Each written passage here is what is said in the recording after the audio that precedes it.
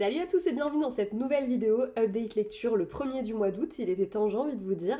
Sachez que nous sommes au 13 août, au moment où je filme cette vidéo, et que je n'ai lu que 3 livres pour le moment. Je trouve ça très peu comparé à d'autres fois où j'enchaîne les lectures de ouf.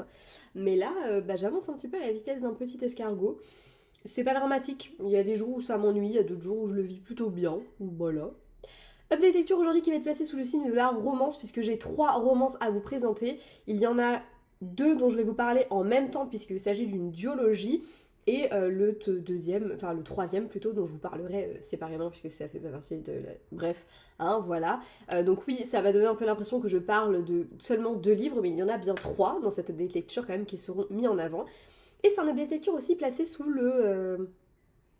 l'étoile des phénomènes, on va dire. Phénomènes. Je trouve ce mot assez extraordinaire. Voilà, il faut savoir que je ne suis pas du tout quelqu'un qui fonctionne au marketing du oh, c'est le phénomène BookTok du moment. Moi, tu me dis ça, j'ai pas envie de lire le livre. Puis alors, je crois que le pire, c'est horrible, hein, mais c'est vrai, c'est le livre qui a fait 2 millions de lectures sur Wattpad. Je prends un exemple très précis puisque c'est le livre dont je vais vous parler, enfin un des livres dont je vais vous parler aujourd'hui, c'est exactement ce qui est écrit sur la couverture. C'est un élément marketing que je gerbe littéralement. Je déteste cet argument marketing là parce que pour le coup, ça me donne pas du tout envie de lire le livre. Voilà. Déjà, le fait que ce soit un phénomène sur BookTok, sur Insta, peu importe, ça me botte pas plus que ça parce que, en fait, étant déjà sur les réseaux, un phénomène, j'en entends parler tout le temps et c'est pas parce qu'un livre fonctionne qu'il est bien. Voilà. Et j'ai eu beaucoup de déconvenues aussi avec des livres qui ont été adaptés de Wattpad. Parce que le problème de Wattpad, même si j'aime beaucoup cette plateforme et que je trouve ça génial qu'on ait l'occasion de lire et d'écrire dessus, et je trouve ça vraiment top, je trouve que c'est génial. Mais le problème de Wattpad, c'est qu'à une époque, il y avait énormément de livres qui étaient édités par des maisons d'édition juste parce qu'ils avaient du succès sur Wattpad. C'est-à-dire que le succès sur Wattpad justifiait une édition, alors qu'à côté de ça, t'avais des textes qui étaient honnêtement 1000 fois meilleurs, et eux, jamais ils n'auraient été édités parce qu'ils ne rencontraient pas le succès sur la plateforme. Et j'estime que c'est là qu'on rentre justement dans le sujet du est-ce que tu es une maison d'édition qui édite des auteurs parce qu'ils sont vraiment bons et que tu aimes ce qu'ils font, ou parce que tu sais qu'ils vont engranger du fric. Voilà, bref. La grande question à 100 000 dollars. Typiquement, on pourrait débattre pendant des heures, mais voilà, j'ai longtemps développé une grosse aversion pour les bouquins publiés via Wattpad parce que j'en ai lu beaucoup à une époque où je chroniquais notamment Vianney de Gallet, j'en avais beaucoup lu qui venaient de Wattpad, et j'avoue avoir été globalement souvent très déçue. Donc autant vous dire que ce n'est pas un argument marketing qui fonctionne. Et pourtant, j'ai eu un petit coup de cœur pour un roman aux 2 millions de vues sur Wattpad. Les 2 premiers livres dont je vais vous parler dans cette vidéo, il s'agit de My Missing Piece d'Acacia Black aux éditions Nisha et Caetera. Voilà, je ne connais pas cette maison d'édition plus que ça, je sais juste qu'ils ont édité Nina Leroy, qui est une autrice que je suis sur les réseaux, mais à part ça, je ne la connais pas, et je pense qu'on ne va pas être trop copines après cette vidéo. Voilà, j'ai 2-3 trucs à dire, attention, restez connectés. Bref, ce roman, je ne l'aurais jamais lu pour plein de raisons. Déjà, ce fameux argument marketing qui en plus est imprimé sur la couverture, mais Mamma Mia, éventuellement, foutez-le derrière, mais devant, ça vient gâcher une couverture qui est plutôt sympatoche en plus de ça. Accessoirement, maintenant je le sais, mais sur le moment je le savais pas, il y a plein de sujets qui sont abordés dans le livre, plein de thématiques de la romance qui me plaît pas trop. Moi, quand la romance, il y a des rebondissements un peu de type action et tout ça, et c'est pas forcément trop mon truc, je sais pas, moi... C'est pas le cas ici, mais par exemple un enlèvement ou ce genre de truc, tu vois, ça me fait pas trop kiffer. C'est pas le genre de truc que... Enfin, je lis pas de la romance pour ça, moi je lis la romance pour rêver un petit peu au grand amour, tu vois, ça me fait kiffer. Plus que pour... voilà. Et accessoirement, on est sur une duologie qui va reprendre les mêmes personnages, enfin en gros, c'est la duologie, c'est une seule et même histoire. Donc déjà, tous ces arguments-là, ça faisait que franchement, c'était pas du tout un livre que j'aurais... Franchement, je l'ai passé 1000 fois en caisse, je n'avais jamais lu le résumé jusqu'à ce qu'une collègue me harcèle littéralement vers Sabine pour que je lise ce roman. Vraiment, elle m'en parlait tous les 4 matins, coup de cœur de ouf de son côté, mais vraiment, elle m'a dit, moi, c'est mon coup de cœur absolu et tout. Donc au bout d'un moment, je me suis laissée tenter, je l'ai lu et je ne regrette absolument pas puisque j'ai adoré cette duologie. Ouais, j'ai adoré cette duologie. Encore une fois, ça partait plutôt mal, mais pour le coup, j'ai kiffé. Dans ce roman, on va suivre Luna et Liam, qui ont grandi ensemble, ils sont amis depuis tout petit, ils ont grandi jusqu'à l'adolescence, où ils ont commencé à sortir ensemble. Seulement voilà, un drame a eu lieu, chacun a sa version de l'histoire, 7 ans après, ils ne se parlent plus et vont retomber face à face, l'un avec l'autre. Entre eux, c'est très particulier, parce que d'un côté, on a l'impression que rien n'a changé, qu'ils sont toujours aussi complémentaires, aussi... comme si leur cœur se répondait, en fait. Et en même temps, il y a toute cette haine de l'autre, toute, bah, elle a le sentiment qu'il l'a abandonnée, qu'il l'a pas écoutée quand elle avait des choses à lui dire, et lui de son côté, et ben, il a l'impression aussi qu'elle l'a abandonné au pire moment de sa vie, et du coup il ne regrette absolument pas de l'avoir jeté. Ils ont tous les deux des envies de revanche, et en même temps entre eux c'est électrique. Bref, c'est une histoire assez particulière, parce que pour le coup on passe par vraiment plein d'émotions. Ce roman je l'ai vraiment adoré, je l'ai mis 17 pour les 2 volumes, ce qui est assez ouf parce que franchement, quand j'ai vu que le deuxième tome, parce que moi je m'étais dit, ah bah ça se trouve le deuxième tome c'est avec leurs potes, tu vois, puisqu'ils ont des potes à eux qui apparaissent vraiment beaucoup dans le roman, je pense que c'est des personnages presque principaux également, les personnages secondaires au final, tellement ils sont hyper importants, et je me disais, bah si ça se trouve, le tome 2 il sera sur ces personnages-là. Pas du tout, on suit vraiment, c'est la même histoire, voilà, avec le même fil conducteur, c'est juste que bah ouais, en fait, quand t'as un premier tome qui fait 700 pages et que le deuxième en fait 500, t'es bien obligé de diviser un petit peu les bouquins. Donc voilà, mais globalement c'est la même histoire, c'est comme si t'avais une partie 1, une partie 2 hein, dans l'idée. Et ça c'est un truc qui moi d'habitude ça me plaît pas trop dans la romance. Parce que je me dis mais qu'est-ce qui peut bien se passer pour que t'aies besoin de 2 tomes en fait? À quel moment c'est nécessaire dans la romance? Là, en l'occurrence, je trouve que les 2 tomes sont absolument nécessaires pour avoir l'étendue de toute l'histoire. Il y a des rebondissements, on ne s'ennuie absolument jamais. Personnellement, je n'ai pas trouvé qu'il y avait de longueur dans le roman. Peut-être dans le tome 1, mais là, comme ça, en fait, je vois pas du tout de moment où je me suis dit putain, c'est long, j'ai hâte de finir. Franchement, pas du tout. Le tome 2, je crois que je l'ai encore plus dévoré que le tome 1 parce que je voulais vraiment savoir comment ça allait finir et est-ce qu'ils allaient avoir leur fin heureuse, comment, tout ça, tout ça. Il se passe énormément de choses au-delà de juste leur histoire. Déjà, eux, il y a tout un travail de reconstruction qui se fait, que ce soit de manière personnelle, puisque nos 2 protagonistes, que ce soit Luna ou Liam, ils ont tous les 2 vécu des choses très difficiles, que ce soit quand ils étaient enfants ou un peu plus tard à l'adolescence ou même en tant qu'adultes. Il y a vraiment un travail de reconstruction personnelle et dans leur relation également. J'ai beaucoup aimé notamment le fait que parfois leur histoire elle ait des travers un peu toxiques. Il y a un côté, ils sont tellement incapables d'être l'un sans l'autre que ça en devient toxique. Des fois, Liam, il a des comportements, t'as envie de faire hé mec, stop quoi, tu veux pas lui pisser dessus ton pied. Et en même temps, en fait, ce qui est ouf, c'est qu'il s'en rend compte. Tous les travers un peu toxiques de leur relation sont super bien traités, je trouve. Parce que c'est aussi ça qui me faisait peur dans ce genre de roman où on a quand même un peu l'impression que t'as un espèce de jeu de revanche qui se crée. Moi, j'aime jamais trop quand ça commence comme ça parce que je me dis, ouais, bon. Je veux pas lire ça, ça m'intéresse pas de lire ça. Et du coup, bah là, en l'occurrence, c'est vraiment... En fait, je trouve que même les travers toxiques, l'autrice a su les rendre sains et faire en sorte que leur relation, elle soit hyper belle.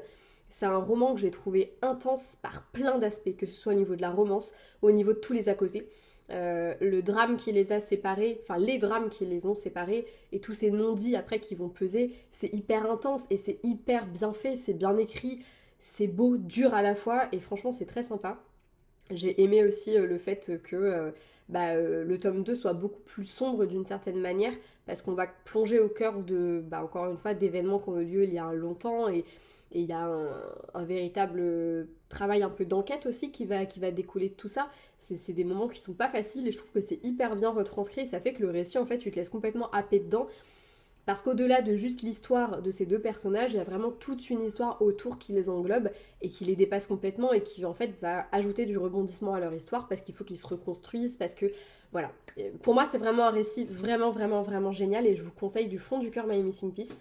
Il est très bien écrit et globalement il est hyper intense. C'est le mot en fait qui me reste en tête quand je pense à cette saga parce que pour le coup c'était vraiment intense. Et surtout, si jamais vous le lisez, ayez le tome 2 sous la main parce que je pense que si vous ne l'avez pas tout de suite, ça va vous peser. Moi, j'ai lu le livre dont je vous parlerai après, Entre les deux. Et je pense que ça a aussi joué dans le fait que j'étais pas ultra à fond dedans parce que, en fait, j'avais qu'une hâte, c'était d'attaquer la suite. Je me voyais pas ne pas avoir le fin mot de l'histoire. Et en même temps, je suis contente d'avoir laissé un petit peu d'eau couler parce que je pense que si j'avais lu les 2 d'un bloc, j'aurais peut-être pu être lassée. Donc je pense que j'ai eu une très bonne stratégie me connaissant. Mais je pense aussi que le petit cliffhanger de la fin, il va pas plaire à tout le monde, quoi. Voilà. Maintenant, on va passer au sujet qui fâche un petit peu au sujet de ce roman. C'est pas du tout par rapport au roman en tant que tel ou à l'histoire en tant que telle, c'est par rapport à l'édition. Pour le coup, texte Wattpad ou pas, j'estime que la phase de correction, c'est une phase qui est hyper importante et quand tu es une maison d'édition, tu as les moyens plus qu'un auteur auto-édité pour le faire. En fait, moi, le gros problème là-dedans, c'est que j'ai vraiment eu l'impression que le texte nous était livré sans correction. Ou alors une correction très basique. Et je trouve ça hyper dommage.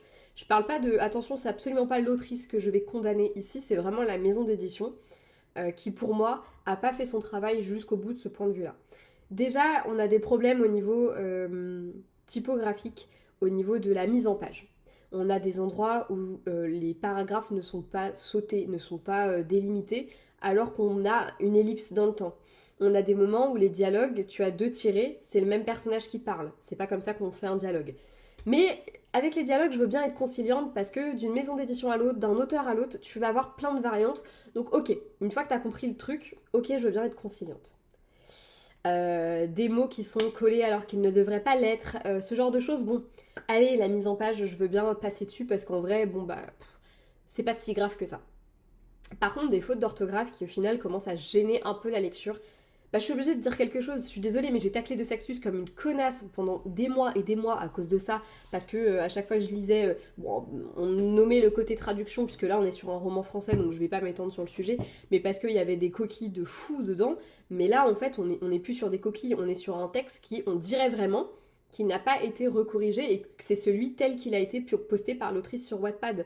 Un texte qui est super bon parce que sinon, moi, vous me connaissez, je pense maintenant, je suis une putain de grammaire nazie et s'il y a un texte, si ça me fait trop sortir du texte, il faut vraiment que je sois à fond dedans et que le roman me parle pour passer outre ce genre de choses et que ça me dégoûte pas du texte. Là, ce n'est pas le cas, ça ne m'a pas du tout dégoûté du texte parce que le texte est très bon. Il est très bon et heureusement. L'histoire est géniale et c'est ce qui fait que j'ai réussi à passer outre les multiples fautes d'orthographe, les phrases qui n'étaient pas cohérentes, qui ne voulaient rien dire, qui n'étaient pas françaises. C'était des phrases qui n'étaient pas françaises. Et c'est tout à fait normal en tant qu'auteur de faire des boulettes des fois. Déjà parce que je le fais moi à la première. Hein. Vous lisez mon premier roman que j'ai auto-édité comme ça, en le corrigeant toute seule. Il y a des fautes quasiment à chaque page ou des phrases que j'aurais pu tourner différemment. Voilà, c'est dit, c'est fait, je le reconnais à 1000%. Mais quand tu as une maison d'édition et que tu as plusieurs personnes, du coup, en théorie, qui doivent relire le texte, il y a des phrases, c'est même pas normal qu'elles soient dedans. C'est pas normal qu'il y ait des fautes, en fait, elles te sautent aux yeux en tant que lecteur, alors que pour le coup, j'étais vraiment happée par l'histoire. Et j'ai remarqué que c'était encore plus flagrant dans le tome 2 et sur la fin du tome 1 également, un peu comme... En fait, moi, ça m'a beaucoup fait penser au début des romans où moi, je sais que quand je commence la correction de mon roman, les premiers chapitres, généralement, c'est les plus carrés. T'as 5 fautes à tout péter quand je le passe à mon correcteur. C'est que, tu vois, genre vraiment, j'ai relu. Puis après, au fur et à mesure, tu te relâches un peu, donc t'as plus de trucs à recorriger derrière. Et c'est le cas, vous pouvez demander à Corentin qui vient de me corriger mon tome 2. Les premiers chapitres, il avait quasiment rien à redire. T'arrives au chapitre 4, déjà, ça commence à envoyer un peu plus du lourd, tu vois. Et en fait, c'est un peu comme si... du coup, forcément, quand t'écris comme tu as envie d'écrire sur l'instant T. Tu publies sur Wattpad, éventuellement tu t'es relu 1 ou 2 fois, mais en effet, tu as oublié des fautes. Et moi, j'ai vraiment ce sentiment que le texte, on nous l'a livré tel qu'il était sur Wattpad à l'origine. Je ne sais pas si c'est le cas, et je m'en fous de savoir ou pas. Le fait est que c'est bourré de fautes qui n'ont absolument pas leur place dans un livre qui est publié et qui, du coup, ont été corrigées par des éditeurs. Je ne comprends pas que tu puisses lire une phrase « J'ai été bourré, ER ». Non. Bah non, en fait. Non, j'étais bourrée et eux si t'es une gonzesse. Et ouais, c'est pourtant pas enfin voilà, c'est pas non plus... quand je vous dis que c'est des fautes flagrantes, c'est ce genre de truc-là. Il y a des phrases des fois où en fait, il y a pas de sujet dans la phrase. Ou alors, le sujet n'est pas accordé avec le verbe. Et c'est ça tout le temps. Et c'est des fautes, en tant qu'auteur, t'as le droit de les faire. En tant qu'éditeur, tu n'as pas le droit de les faire. T'as pas le droit de les laisser dans le livre. C'est... Putain de merde, on paye ce bouquin 16,90€. Ça va, je m'attendais à plus cher parce que quand même, on est dans l'industrie du livre, c'est cher maintenant. Mais je me dis, mais merde en fait. Honnêtement, je pense que j'aurais eu un coup de cœur si je n'avais pas eu un petit peu ce côté, mais enfin, ils se foutent de ma gueule ou quoi? Genre vraiment, j'ai eu l'impression qu'on se payait ma tête. Et je trouve ça pas normal et je trouve ça hyper dommage parce que le livre mérite mieux. Voilà, le livre mérite mieux. Alors, j'ai vu qu'il y avait deux versions sur Livre Addict, il y a 2 versions du bouquin. Donc je ne sais pas si ça a été réédité depuis, retravaillé, je ne sais pas du tout, je n'en sais rien, et j'ai envie de dire je veux pas le savoir parce que de toute façon je le relirai pas nécessairement. Bah non, il a été imprimé en juillet 2023 celui-là. Je sais même pas quoi dire. Mais bref, ça m'a mis un petit peu en colère et j'ai trouvé qu'en fait ça rendait pas du tout justice au texte et que c'était franchement pour le coup, je connais pas du tout cette maison d'édition, je vais pas taper sur... Enfin voilà, je vais pas taper dessus. Mais le fait est que moi parfois ça m'a sorti de ma lecture et ça m'a fait chier parce que franchement je pense que j'aurais eu un vrai coup de cœur sinon. Vraiment, je pense. Je me trompe peut-être, mais je pense que s'il n'y avait pas eu des moments où franchement pour le coup ça m'énervait mais d'une force. Le bourré là, oh le bourré ER, oh il m'a énervé. Donc bref, voilà, j'estime que c'est des erreurs qui ne devraient pas avoir leur place dans un texte qui est édité et qui du coup a été travaillé par plusieurs personnes. Voilà, j'estime que c'est pas normal. Je me trompe peut-être, je suis peut-être trop dure, mais le fait est que personnellement, si je confiais mon texte à une maison d'édition et qu'il ressortait de là-bas avec plein de fautes comme ça, bah je serais pas très contente. Après, je sais aussi que certains correcteurs, ils travaillent vraiment de concert avec les auteurs et que des fois, c'est à l'auteur de choisir ou non d'adapter en conséquence. Mais je pense que c'est valable pour une faute de par rapport à la construction d'une phrase. Genre, ah, cette phrase, elle est pas très jolie, tu devrais plutôt dire ça comme ça. Si l'auteur, il veut pas, bah ok, tu vois. Mais une faute d'orthographe, j'ai un peu de doute sur le fait que l'auteur ait son mot à dire. Et du coup, voilà, pour moi, je suis un peu en colère contre la maison d'édition parce que je trouve que c'est un petit peu gâcher le livre. Et pour le coup, c'est très fréquent. Je dis pas, il y aurait eu que le fameux bourré, ça m'aurait fait marrer 2 minutes et fin de l'histoire. Mais là, c'était tout le temps, et si tu rajoutes à ça, en plus de ça, bah, le fait que des fois, t'es complètement perdu dans les dialogues et tout ça, bah, personnellement, ça me gâche un tout petit peu ma lecture. Voilà. Je m'arrête là, j'ai parlé beaucoup trop longtemps de ces 2 tomes que j'ai adorés, que je vous conseille du fond du cœur. Parlons maintenant de The Spanish Love Deception de Elena Armas, publié chez J'ai lu. Roman dans lequel nous suivons Catalina, complètement désespérée parce que, à quelques semaines du mariage de sa sœur, elle apprend que son ex, qui est le frère du futur mari de sa sœur, vous me suivez jusque-là, et ben il va venir avec sa fiancée, donc plutôt que de passer pour une conne, ou surtout bah, qu'en fait on fasse que de dire oh la pauvre Catalina, parce qu'elle en a un peu ras le pompon qu'on disait la pauvre Catalina dès qu'on la voit parce qu'elle est célibataire, elle prétend qu'elle a un mec et qu'il vient avec elle en Espagne pour le mariage de sa sœur. Sauf que bah de mec elle n'en a absolument pas, qu'elle a pas non plus un entourage masculin de ouf. Et fait étrange, c'est Aaron, un de ses collègues de boulot avec qui elle s'entend pas plus que ça, voire même pas du tout, parce qu'elle lui en veut bien sa mère depuis qu'il a tenu des propos un peu limites à son sujet, bah, qui se propose voilà, de l'accompagner en Espagne. Contre toute attente, elle n'ayant pas trop d'autres plans, elle accepte et les voilà tous les deux embarqués pour l'Europe. Là-bas, eh ben, elle va découvrir un tout autre Aaron que celui qu'elle connaît, et puis peut-être découvrir qu'en fait il la déteste pas tant que ça et qu'elle le déteste peut-être pas tant que ça non plus. Bref, vous aurez compris qu'on est sur un roman aux multiples. J'ai lâché un Star Wars, frérot, c'était impressionnant, je suis sûre qu'on le voit en vidéo.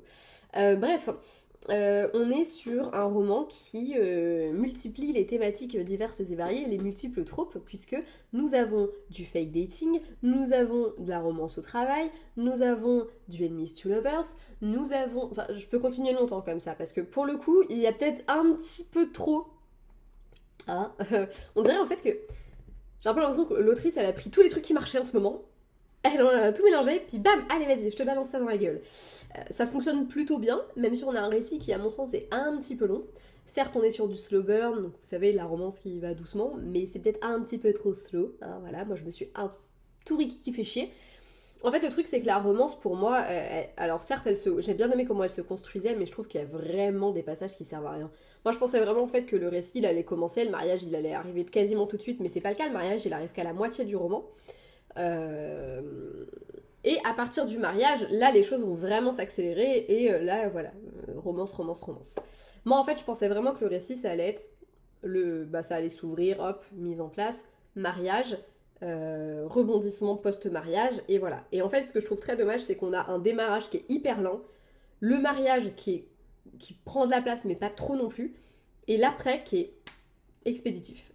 Et je trouve ça ultra dommage parce qu'en vrai, je pense qu'il y aurait eu vraiment des trucs très très très intéressants à faire sur le post-mariage par rapport au background des personnages. Je pense vraiment que ça aurait été hyper intéressant de développer cette partie-là.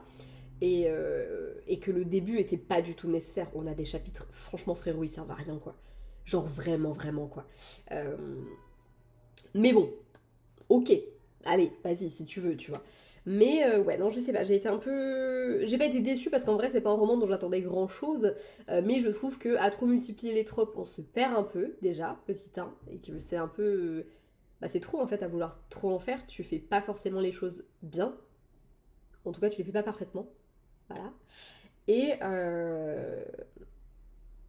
surtout, bah, en fait, c'était très long le début, et la fin était très expéditive. Et c'est hyper dommage parce que pour moi, c'était là Tu vois, ça aurait dû... En fait, l'élément perturbateur à la romance, il survient vachement tard. Le côté slow burn fait en sorte que, paf, ça pète un peu l'effet de... Parce que je sais pas si vous voyez un peu ce que je veux dire, mais généralement, une romance, elle est construite, enfin, de manière très générale. Tu as bah, du coup le commencement, la romance qui se crée, qui arrive à son paroxysme, puis pouf, ça redescend, il se passe un événement perturbateur qui fait que les deux héros se séparent plus ou moins, à voir s'ils sont ensemble ou pas, mais voilà. Et après, réconciliation, blablabla, fin heureuse. Généralement, c'est comme ça qu'est construite une romance. C'est voilà, c'est comme ça, et comme beaucoup de romans de toute façon sont construits de cette manière-là. Si vous avez étudié, comme tout le monde, les contes à l'école, vous savez que c'est comme ça qu'est construit un petit peu le schéma narratif classique.